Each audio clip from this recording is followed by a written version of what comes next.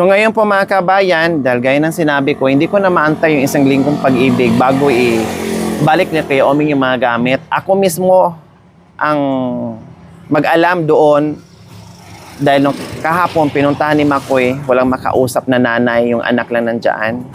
So titinan namin doon, puntahan namin yung radyo, okay na kasi nagsabi na yung nakabili na binayaran ko na 100.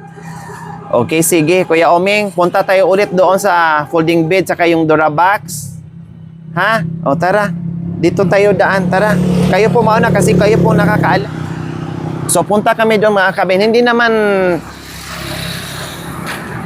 malayo, no? Kung pwede nga lang dito dumaan, ay malapit lang. Kailang may ano kasi dyan, irigasyon. Kaya kailangan naming umikot. Pero hindi naman malayo mga kabayan. Meron nga ditong shortcut. Iwan ko lang kung pwede pang daanan. So puntahan namin mga kabayan para alam ko na kung mayroon pa ba siyang asahan sa mga gamit niya na pinagdidispose niya mga kabayan. Pwede bang dumaan dyan Kuya Oming? Dito? Ha? O dyan na tayo dumaan. Huwag natin umikot doon sa bonggang-bonggang ikutan. Diyan na tayo dumaan. Bakit hindi makuha-kuha? Bakit kailangan pa isang linggo kung iniwan mo? Pag iniwan mo, Kuya Oming, anytime, pwede mong ibalik. Pwede mong kunin. Kaya gusto ko alamin doon sa pinag-iwanan mo, kung iniwan mo ba talaga, binili na ba nila, binenta mo? Para alam natin na wala na tayong asahan doon sa mga gamit mo.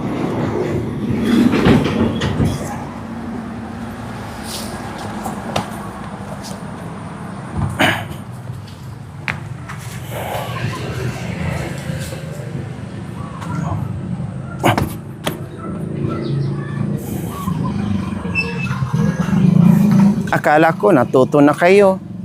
Kuya Oming, akala ko nagkaintindihan tayo. Lumala naman yung sitwasyon mo, Kuya Oming. Parang napupundi na yung pasensya ko sa iyo. Talagang pinipilit ko yung sarili, intindihin kita. Pero pinipilit mo rin akong magalit sa iyo.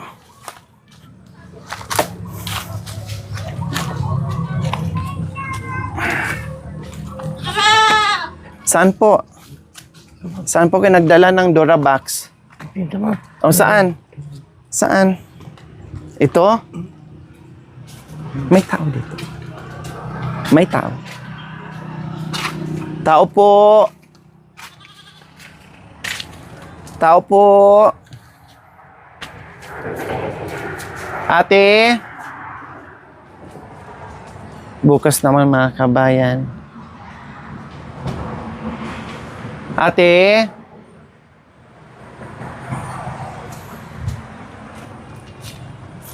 Isang tanong ka lang din yan. Gusto mo malaman? Nay! Saan pong tao dito, Nay? Ay, may tatanong lang po. Kayo po dito nandito? Wala. Saan po sila?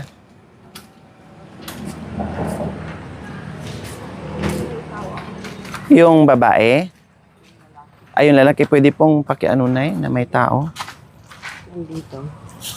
Okay. Magkapirahan. Problema po. Hindi po ang pagkakapirahan, problema po. Nandyan po, Nay. Wala naman dito yung ano. Bakit ano pong trabaho ng asawa na wala po lagi dito? Nag-spray kanina doon mo sa... May ginagawa sa bukid. Oo. Uuwi kaya yun. Walang tao, nakabukas naman yung pintuan. Wala. Baka sinuli yung spray. Babalik din po. Saan po nila sinasauli? Dito. Ay, wala. Opo, kay Kuya Oming. Dito nyo iniwan yung Durabox. Yung lamisa. Sa kaupuan. Ay, may silang inilagay dito. Opo. Kanya. Yung folding bed, nasaan? Hello, boss. Hi. Hello po. Morning po. Morning. Nasaan yung yung folding bed? Saan? Ha? Saan yung folding bed? Dito? O tara, puntahan natin.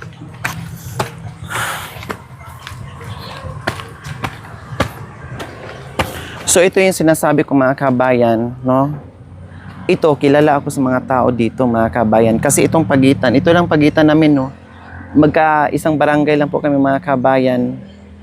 Itong pagitan na to, dire-diretso ay sa amin na. So alam nila, sana sa ganitong pagkakataon, sana kung mga ganyan. Kasi sinabi na rin namin dyan sa tindahan noon na wag yun nang payagan si Kuya Oming na mag-barter ng bigas. No? Kasi mas kailangan ni Kuya Oming yung bigas mga kabayan.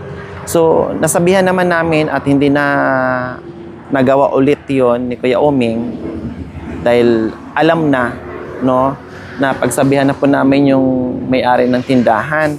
Ngayon, sana, kung ginawa ulit ni Kuya Oming dito yung mga gamit, ay sana, ay nagsabi sila sa amin malang, yung bang yung concern sa tao, no, na, huy, bakit ibenta mo yan? Binigay sa'yo ni Ate Lori yan. Bakit kailangan mong ibenta? Dahil for sure, mga tao din dito ay halos dumadaan sa bahay. No? So, ganun sana mga kabay, may concern ba? Saan? Tao po. Dito?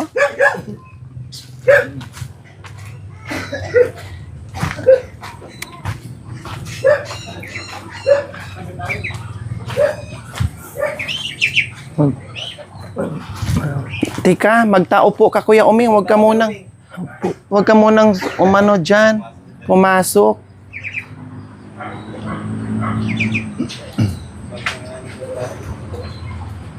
Good morning. Nandyan si nanay nyo? Wala po, pumunta pong bukid. Pero, alam nyo na mayroong iniwan si Kuya Oming dito na folding bed? Wala rin po. Bale yan po kasi, ortanita ko man. Bibira lang ako pag ganito din. Umaga lang ako nandito. May folding bed kayo dyan. Wala naman. Kuya Oming, wala daw. Ha? Halip po kayo. Ano? Ay, manang. Dito nyo iniwan. So, dito daw niya iniwan. Bale, tanong ko na lang, madam. Hindi ko rin kasi alam. Pero ito, lagi ko nakikita. Oo, alam nyo rin na tinutulungan namin to. Oo. Oo. So, gusto ko lang i-confirm na bininta daw niya or iniwan niya dito yung yung folding bed, hindi naman dapat yun ibenta niya. Kaya gusto kong alamin kung iniwan ba niya or bininta. Kaya ako na mismo dito ang pumunta. Kasi sabi ko nga kanina, nabanggit ko mga kabayan na hindi pwedeng hindi lang ako kilala dito. Kasi minsan ako ay nag-iikot dito at namimigay. Kaya sana yung sa akin, concern sana din na kung merong mang binibenta sa Kuya Oming na alam nila yung sitwasyon ng Kuya Oming, hindi sila matitik advantage din ba? Concern din sila, dapat puntahan ako. O Lori, yung mga binibigay mo ay binibenta ng Kuya Oming, okay ba to? Merong bang sa'yo? May pahintulot ba na pwede siyang magbenta? Yung mga ganun sana. Pero wala. Mga anong oras, Kasi kung po sila ng kahoy po ngayon. Nagkuha po ng kahoy. mga anong oras kaya siya makauwi? Po estimate po. Malayo pa kasi ngayon sa pinuntahan ko nila. Balunggo pa po. Mali kakaalis Kung na. bukas, mga anong oras siya nandito? Hindi siya, Umaga pa po. Dito po. naaalis siya. Hindi po. Nandito po sila. Para maabutan nyo lang po. Maaga. Everyday sila? Everyday po nasa bukid talaga. Sa gabi, anong oras naman sila nakakauwi? Mostly, 5 to 6 po. 5 to 6 nandito na sila. Kasi magluluto pa po. Minsan kasi wala po talaga. Ito kapatid nyo. Opo, kapag May alam ka bang folding bed na iniwan si Kuya Oming? kulang po ata. Wala kayo nakikita na, alam nyo na may folding bed dyan. Kanya lang po sa Wala dati naman po. yung damit lang. Yung damit na Nakalimutan ko lang po. nabinintan niya. Bibinta po sa amin doon. Parang nilalako-lako niya yung damit niya, parang ganon.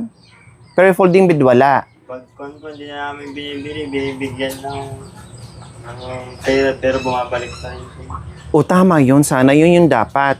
Pag hindi bilhin, ay kung merong ibigay, magbigay. Pero kung wala, ay wag na lang, parang ganon sana ang ginawa. Kaso po, pabalik-balik. O ganun talaga siya kasi alam naman natin na merong depression si Kuya Oming o merong nakikita naman natin sa sitwasyon niya. Dapat understood na yun. Wala naman na po. Bawal ulit na gamit, lalo pag bibili. Ito lang po yung nabili ko sa dami. Kasi balik ko ng balik. Dami. Kasi nangyayari, halimbawa katulad niyan, binibigyan namin ng bigas, tapos binabarter niya. Buti na nagsabi sa amin yung store dyan dito. Oh, yun, nasabihan na namin yung tindahan. So, hindi na naulit yun. Dating binibigay sana namin 25 kilos. Ngayon, 5 or 10 na lang para maiwasan yung binabarter nga niya sa UC. Ngayon, hindi na nagagawa kasi hindi na rin pumapag yung tindahan. Ngayon, mga gamit na lang, wala. Halos empty na talaga yung bahay niya. Wala na talaga mga gamit. Dinispose na niya lahat. Pati mga damit niya, kaya pala na ang mga damit niya na pinagbibili namin nawawala, na halos ilang piraso na lang. Ay, gano'n din pala. Umiikot-ikot dito mga kami madadalang damit. Dito naglalakad siya po dyan. Dala-dala yung mga damit niya. Pag Oh. hindi niya naano sa amin. Pero kadalasan makita ko lang siya dyan. Lalakad-lakad. So, minsan ganyan siya Lalo pag galing ako ng trabaho. na nasa salubong nyo. Linggo-linggo, binibisita namin dyan. Itong na to, halos 2 weeks or 3 weeks, wala siya eh. Siguro alam niya na pupunta kami para hindi namin malaman na pinagbibinta niya yung mga gamit. Kaya nagtatago siya. Nahuli namin noong nakaraan at tsambahan namin na umuwi siya. Kaya nalaman namin na pinagbibinta yung mga gamit. Okay, sige, di bali, thank you. Oo. Sabihin ko na lang po sa nanay ko. Oo, pakibanggit na lang sa nanay mo kung mayroong binintang folding bed si Kuya Oming, ha? Thank you. Maraming salamat. Thank you. So, ngayon mga kabayan ay hindi rin natin makausap yung mother kasi syempre hindi alam ng mga anak din nagtatrabaho, nasa bukid. So, hindi natin alam, no? Malalaman na lang natin mga kaibigan kapag nakausap na natin mismo yung nanay nila. Kailang busy sa bukid po mga kabayan. So yung Durabox na lang talaga ang alamin natin. Kasi tinatanong ko kung mayroon bang folding bed dyan sa loob ng bahay pero wala daw. Wala namang wala daw folding bed ni Kuya Oming dyan. Yung dito na lang. Tao po!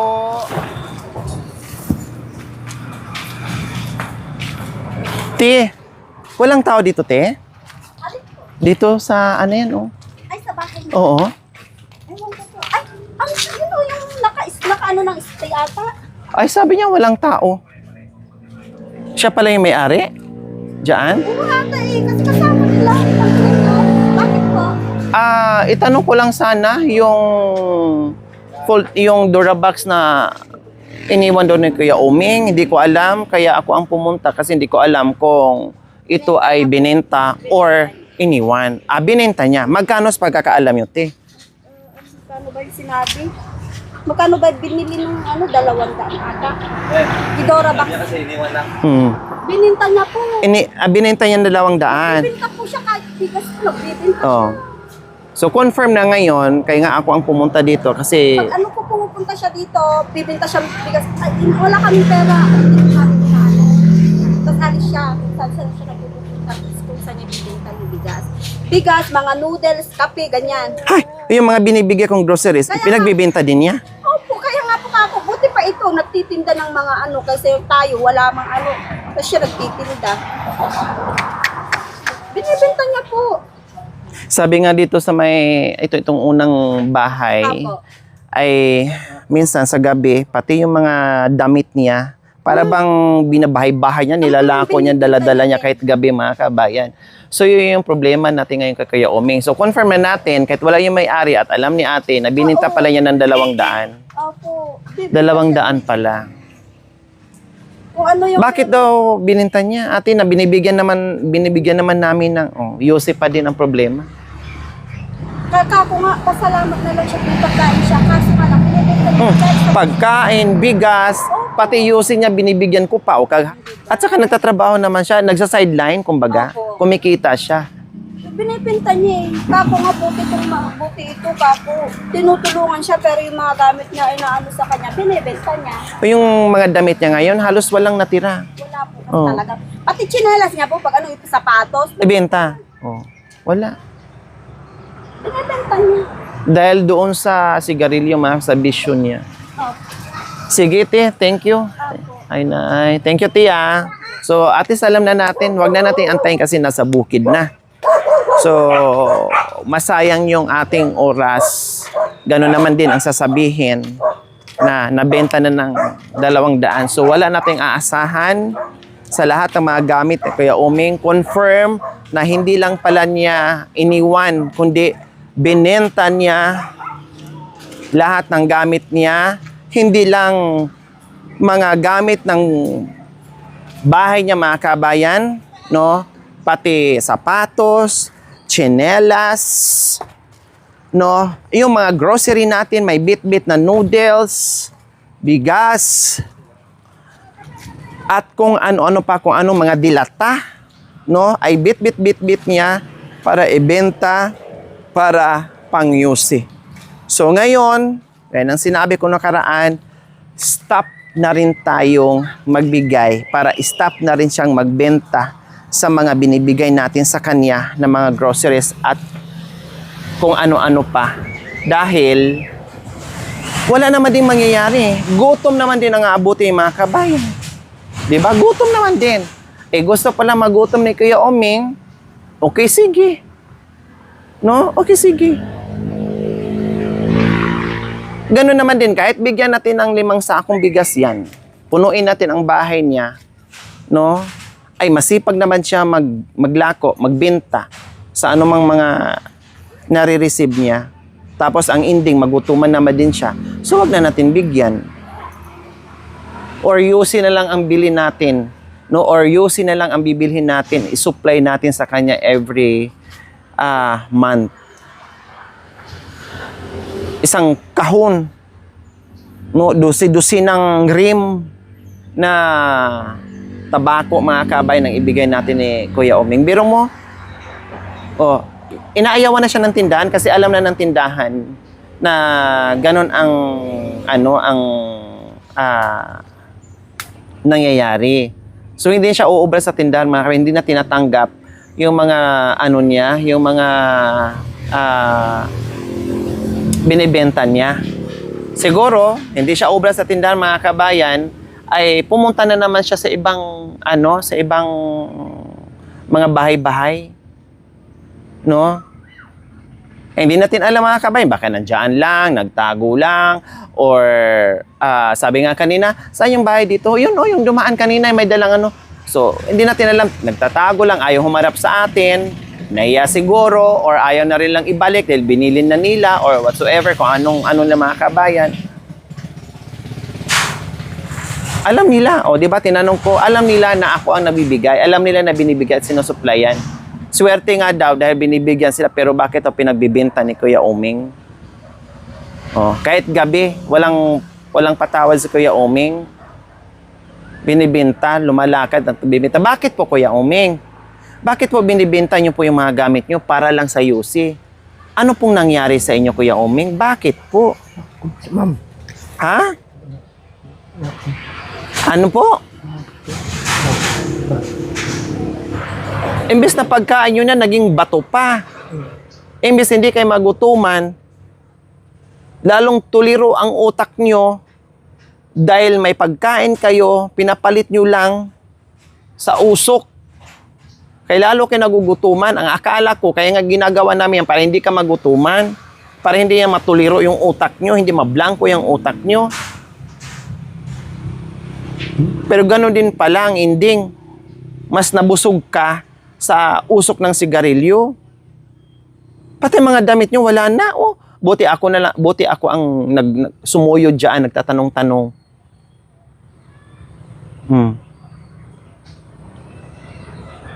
Kaya pala minsan pagbilahan ka ng ano, sana yung ano ni Kuya Oming, short, nasana yung damit, nasana yung tsinelas. Baka pati brief nyo, ay pinagbibinta nyo na rin. Ano ba, Kuya Oming? Ilang beses na ako nakiusap sa inyo na huwag niyong pakialaman yung mga gamit niyo, huwag niyong ibenta ka. Ibig kong sabihin. Pero ngayon tumindi, nilimas mo lahat ng gamit sa loob ng bahay mo. Oh, inaasahan mo na 1 linggo, kukunin mo. Paano mo makuha? Pinagbibenta mo na pala. Sangla o binta? Pinalagay mo lang? Pinalagay, pero bakit kailangan magbigay sila ng 200, 100?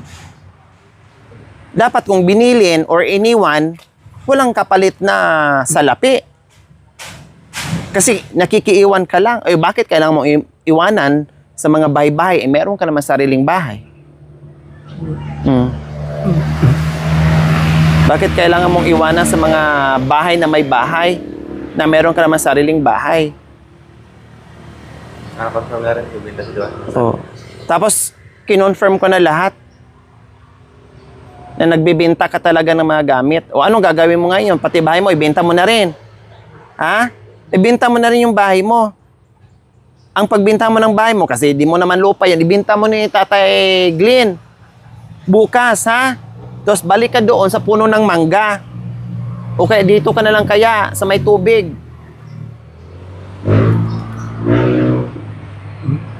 Binta mo bukas, ha? At least, sinabihan kita. Tanggalin mo yung mga yero, no? Or hindi, buong bahay, ibenta mo ni Tatay Glenn. Binta mo rin ng 100. Oh. Ba't napatawa kayo? Hindi ako nagbibiro, Kuya Oming. Inutusan ko na kayo kasi gano'n naman din. Baka gano'n din ang mangyari.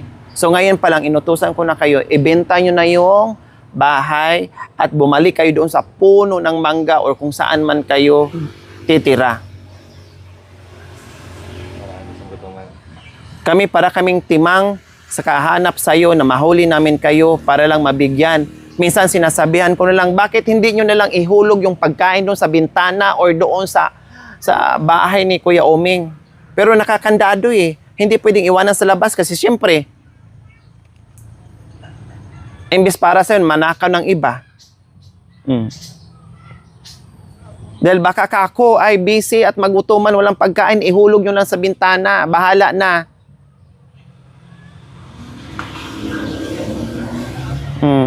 Yun ang inutos ko tuwing punta sa'yo. Madaling araw, hapon, umaga, tanghali, gabi. Diyos ko, nasira na napudpod na yung gulong ng sasakyan ko sa kababalik sa'yo dyan. Pabalik-balik. Para lang makita kayo at mabigyan ng pagkain. Tapos, ang surprise sa amin is bininta mo lang pala yung mga kagamitan mo. Once, twice, thrice, but more times yung mga chances na binigay natin. Pero no effect at lalong lumala. So, wala na akong magawa. No? Useless yung tulong. Gaya ng sinabi ko kanina, kahit tambakan natin yung buong bahay niya na puro pagkain, wala din. Kasi kahit gabi, nagsa-sideline, nagbibenta. Napakasipag magbenta, mga kabayan. No, napakasipag. So, ayan po mga kabayan.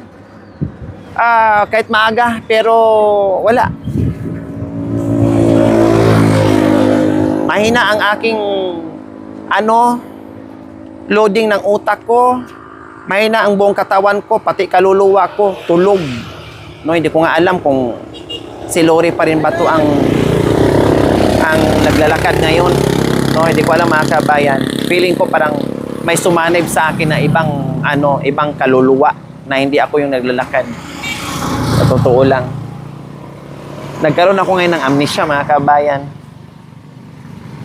Ay, Diyos ko Lord. Kuya Oming Bahala na kayo sa buhay nyo. Hindi na ako mangialam sa inyo.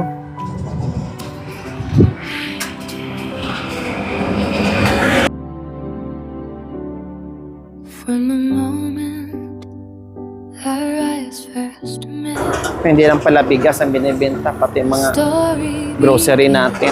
we'll never forget. Bye po muna mga kabayan. Thank you for watching mga kabayan. Don't forget, like, share, and subscribe. And please, click the notification bell para updated po kayo sa ating mga videos. Thank you! Bye!